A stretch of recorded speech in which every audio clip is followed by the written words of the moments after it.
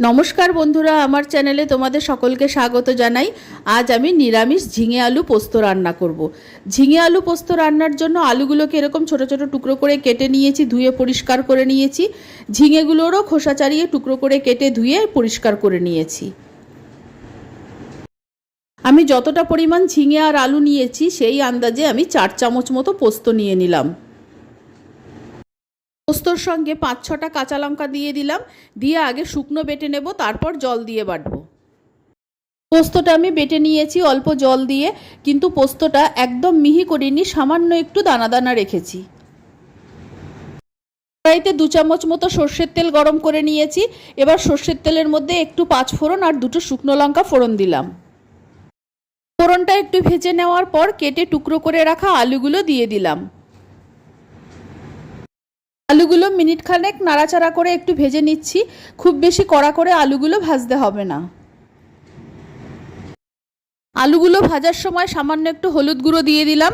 হলুদ গুঁড়ো দিয়ে দেওয়ার পর হলুদের কাঁচা গন্ধটা চলে যাওয়া পর্যন্ত আলুগুলোকে কিছুক্ষণ ভেজে নেব। আলুগুলো প্রায় ভাজা হয়ে এসেছে। এখন একটা টমেটো টুকরো করে কেটে রেখেছিলাম, সেটা দিয়ে দিলাম। আলুগুলো ভাজা হয়ে গেছে। এবার কেটে টুকরো করে রাখা ঝিঙেগুলো আমি আলুর মধ্যে দিয়ে দিলাম।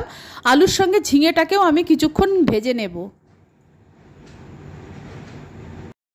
আলুর সঙ্গে ঝিঙেটাকেও কিছুক্ষণ সাঁতলিয়ে নেওয়ার পর গ্রাইন্ডারে বেটে রাখা পোস্তটা আমি দিয়ে দিলাম। এবার গ্রাইন্ডারের গায়ে যে পোস্তটা লেগে আছে সেটা আমি অল্প জল দিয়ে ধুয়ে দিয়ে দেব। গ্রাইন্ডারটা ধুয়ে খুব অল্প পরিমাণেই জল দিলাম, তোমরা দেখতে পেয়েছো। আর ঝিঙে থেকে যা জল বেরোবে তাতেই রান্নাটা হয়ে যাবে। সব উপকরণ আমি একবার নাড়াচাড়া করে মিশিয়ে দিচ্ছি। আন্দাজ মতো নুন দিয়ে দিলাম। আরেকবার সব কিছু নেড়ে ভালো মতো মিশিয়ে দিলাম। এবার ফ্লেমটাকে আমি মিডিয়ামে রাখবো, রেখে একটা ঢাকনা দিয়ে 5 মিনিট ঢেকে রাখবো। তাতেই আলু ঝিঙে সব সেদ্ধ হয়ে যাবে, রান্নাটাও প্রায় হয়ে যাবে। 5 মিনিট পরে ঢাকনাটা খুলে নিয়েছি। বাড়তি অল্প সামান্য একটু জল ছিল, সেটাও শুকিয়ে নিয়েছি। নুন ঝাল সবই ঠিক আছে। ঝিঙে আলু পোস্ত তৈরি হয়ে গেছে।